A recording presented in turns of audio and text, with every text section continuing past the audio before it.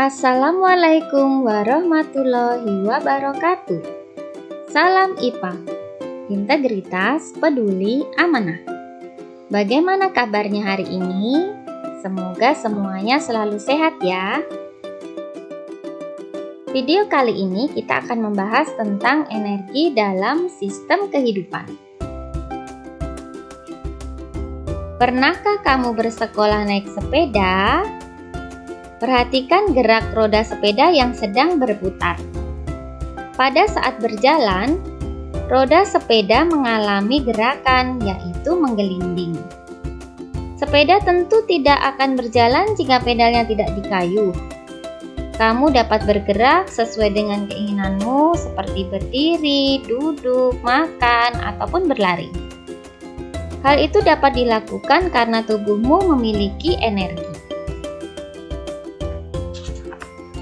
Manusia membutuhkan energi untuk bekerja, bergerak, bernapas, berlari, makan, dan mengerjakan banyak hal lainnya. Energi juga menyebabkan mobil dan motor dapat berjalan. Pesawat terbang dapat terbang karena adanya energi. Begitu juga kereta api dapat berjalan cepat karena adanya energi. Energi juga menyalakan peralatan listrik di rumah. Energi ada di mana-mana. Bahkan tumbuhan dan hewan membutuhkan energi untuk tumbuh, berkembang, bergerak. Dengan demikian, untuk melakukan usaha diperlukan energi. Energi terdapat dalam berbagai bentuk. Kerja kehidupan bergantung pada kemampuan organisme mengubah energi dari suatu bentuk ke bentuk lainnya. Jadi dapat dikatakan bahwa energi adalah kemampuan untuk melakukan usaha atau kerja atau melakukan suatu perubahan. Bentuk-bentuk energi.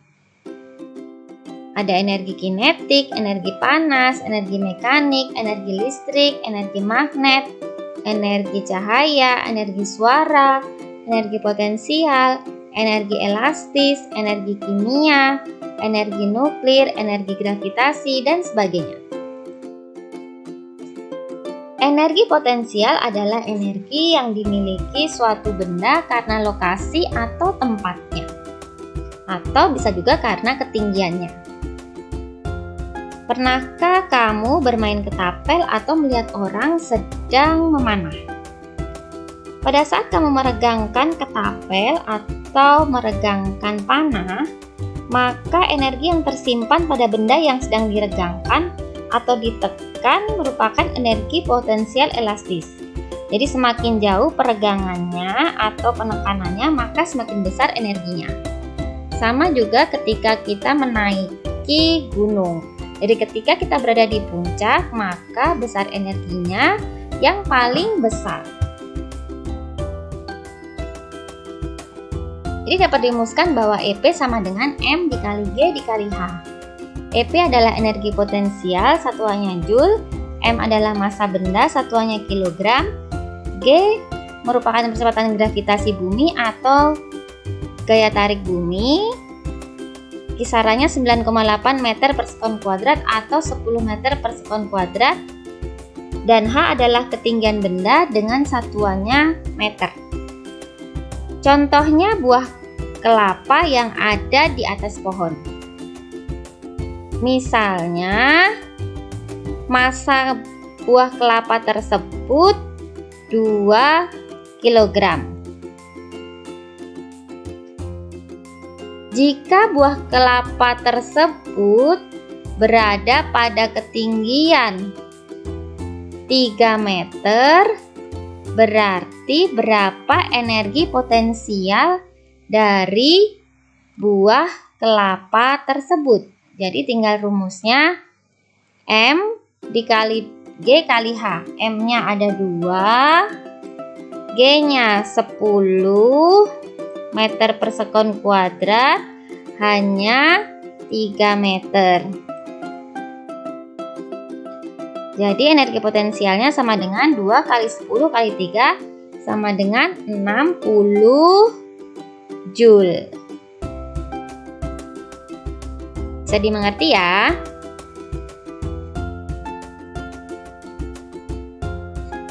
Selanjutnya adalah energi kinetik. Energi kinetik adalah energi yang dimiliki suatu benda karena benda itu bergerak atau berpindah tempat. Coba perhatikan anak yang sedang bermain luncuran. Ketika anak ini berada di atas luncuran, di puncak luncuran, maka anak ini memiliki energi potensial yang terbesar. Tetapi ketika anak ini meluncur ke bawah, ketika bergerak meluncur ke bawah, maka anak ini memiliki energi kinetik. Jadi energi kinetik itu adalah energi yang dimiliki benda ketika benda tersebut bergerak. Jelas ya? Jadi dapat dirumuskan EK sama dengan setengah kali M kali V kuadrat.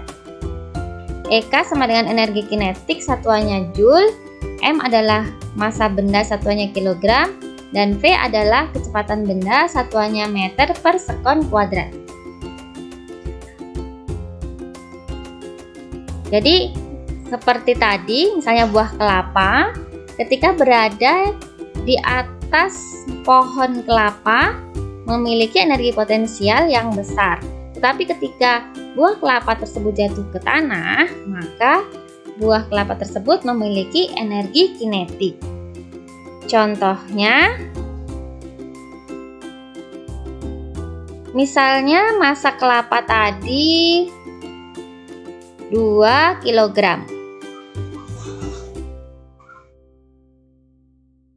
Kelapa tadi jatuh ke tanah dengan kecepatan 2 meter per sekon kuadrat.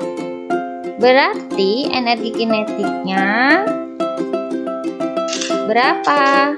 Jadi tinggal kita masukkan rumusnya, setengah kali massa kelapa kali 2 dikali kecepatan kelapa ketika jatuh ke tanah 2 pangkat 2.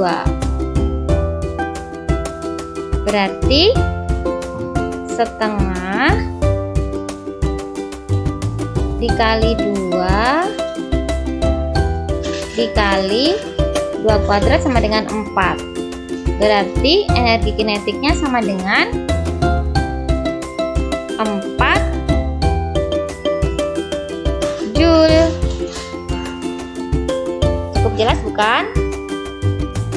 Apabila masih kurang mengerti, bisa ditonton berulang-ulang video ini. Kemudian energi mekanik diperoleh dari penjumlahan antara energi potensial dan energi kinetik. Jadi misalnya energi potensialnya 2, energi kinetiknya 4, berarti 2 ditambah 4 sama dengan 6 Joule. Mudah ya? Macam-macam energi. Ada energi terbarukan dan energi tak terbarukan. Energi terbarukan adalah energi yang dapat diperbarui atau tidak akan pernah habis. Sedangkan energi tak terbarukan adalah energi yang tidak dapat diperbarui atau akan habis. Contoh energi terbarukan adalah energi surya, energi nuklir, energi air, energi laut, energi angin, dan energi panas bumi. Sedangkan energi tak terbarukan terdiri dari energi batu bara dan energi minyak bumi. Makanan sumber energi. Apakah di dalam makanan mengandung energi? Nah, makanan yang mengandung energi ada 3, yaitu makanan yang mengandung karbohidrat. Contohnya, nasi yang kita makan, mie, roti yang terbuat dari gandum, kemudian jagung, kentang, ubi, makaroni merupakan makanan yang mengandung karbohidrat yang bisa menghasilkan energi. Kemudian, makanan yang bisa menghasilkan energi yaitu makanan yang mengandung protein. Contohnya ikan, telur, kacang-kacangan, keju, sayur-sayuran seperti brokoli, rumput laut, bayam, susu. Itu semuanya merupakan makanan yang mengandung protein yang bisa menghasilkan energi. Kemudian makanan yang bisa menghasilkan energi berikutnya adalah makanan yang mengandung lemak. Contohnya alpukat, kacang almond, ikan, kemudian kacang kedelai, telur, susu, daging. Kemudian apabila kalian suka makan burger, kentang goreng atau gorengan, itu juga makanan yang banyak mengandung lemak yang bisa tentunya menghasilkan energi. Transformasi energi dan metabolisme sel. Transformasi energi atau perubahan energi seperti misalnya energi potensial. Energi potensial dimiliki benda ketika benda tersebut berada pada ketinggian. Tetapi ketika benda tersebut dijatuhkan, maka energi potensial tadi akan berubah menjadi energi kinetik atau energi yang dimiliki benda ketika bergerak. Transformasi energi berikutnya bisa terjadi ketika kita menyalakan kipas angin. Jadi transformasi energi yang terjadi adalah energi listrik berubah menjadi energi gerak yang menggerakkan kipas sehingga akan menghasilkan angin. Transformasi energi berikutnya adalah seperti pada setrika, yaitu dari energi listrik menjadi energi panas yang memanaskan elemen pada setrika. Sudah jelas ya? Kemudian apakah transformasi energi bisa terjadi pada makhluk hidup? Transformasi energi bisa terjadi pada tumbuhan. Di manakah transformasi energi ini terjadi? Jadi transformasi energi ini terjadi yaitu di dalam sel tumbuhan. Jadi yang berpengaruh dalam transformasi energi di dalam sel adalah klorofil atau zat hijau daun yang terdapat di dalam organ sel yang disebut kloroplas. Klorofil berfungsi dalam fotosintesis. Energi radiasi sinar matahari yang ditangkap oleh klorofil berfungsi melancarkan proses fotosintesis tersebut. Proses tersebut digunakan untuk mereaksikan karbon dioksida dan air menjadi glukosa. Selain menjadi energi kimia dalam bentuk glukosa, hasil reaksinya menghasilkan oksigen yang dapat digunakan oleh tumbuhan untuk beraktivitas, seperti tumbuh, berkembang, dan bernafas. Jadi energi radiasi matahari yang berbentuk energi cahaya dirubah menjadi energi potensial dan energi kimiawi yang disimpan dalam molekul karbohidrat dan bahan makan lainnya. Energi ini dimanfaatkan oleh tumbuhan untuk beraktivitas dan juga dimanfaatkan oleh makhluk hidup yang lain yang mengkonsumsi tumbuhan tersebut. Jadi, energi yang terdapat pada tumbuhan akan berpindah ke dalam tubuh makhluk hidup lainnya menjadi energi potensial ketika tumbuhan tersebut dimakan oleh makhluk hidup yang lain. Misalnya, tumbuhan tersebut dimakan oleh manusia atau tumbuhan atau hewan. Transformasi energi oleh mitokondria atau organ sel yang terdapat di dalam sel yang memiliki peran dalam respirasi sel. Di dalam mitokondria, energi kimia digunakan untuk mengubah karbohidrat, protein, dan lemak.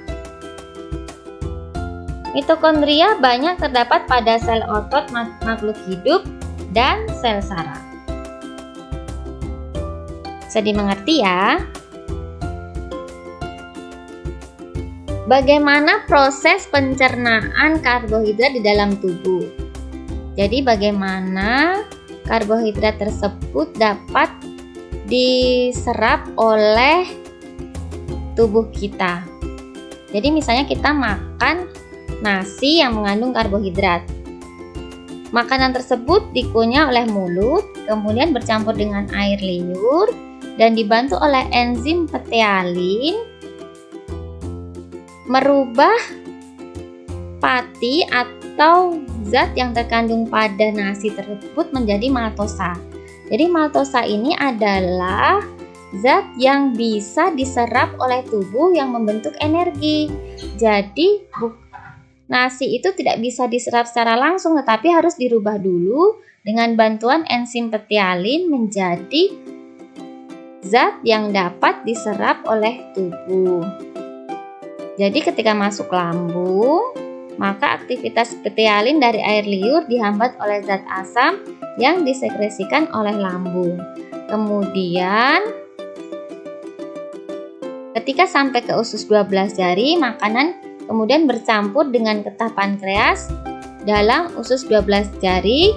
Kemudian jika pati yang belum dipecah akan dicerna oleh amilase yang diperoleh dari sekresi yang berada di pankreas. Kemudian mengalami dua proses, yaitu yang pertama masuk ke dalam aliran darah untuk dialirkan ke seluruh tubuh.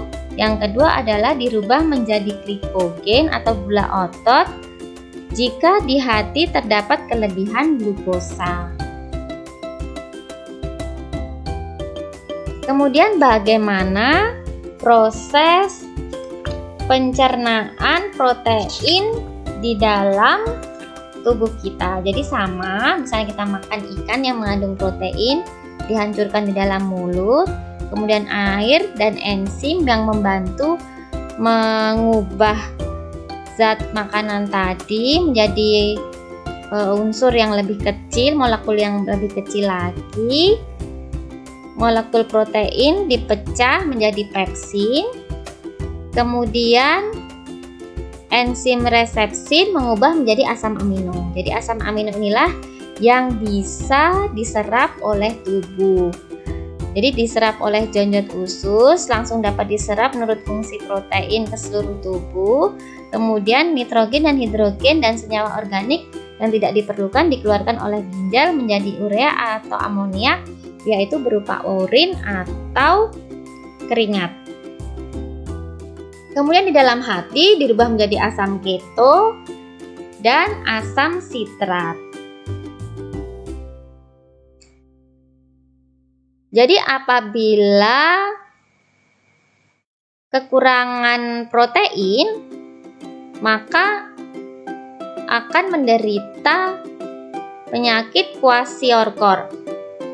Kwashiorkor adalah penyakit yang disebabkan oleh kekurangan protein dan sering timbul pada usia 1-3 tahun karena pada usia ini kebutuhan protein sangat tinggi. Jadi ada dua penyakit yang disebabkan karena kekurangan protein, yaitu kwashiorkor dan marasmus. Jadi kalau kwashiorkor itu perutnya yang membuncit, sedangkan kalau marasmus tulang-tulangnya akan kelihatan karena terlalu kurus. Kemudian bagaimana pencernaan lemak dalam tubuh? Jadi sama seperti karbohidrat dan protein tadi.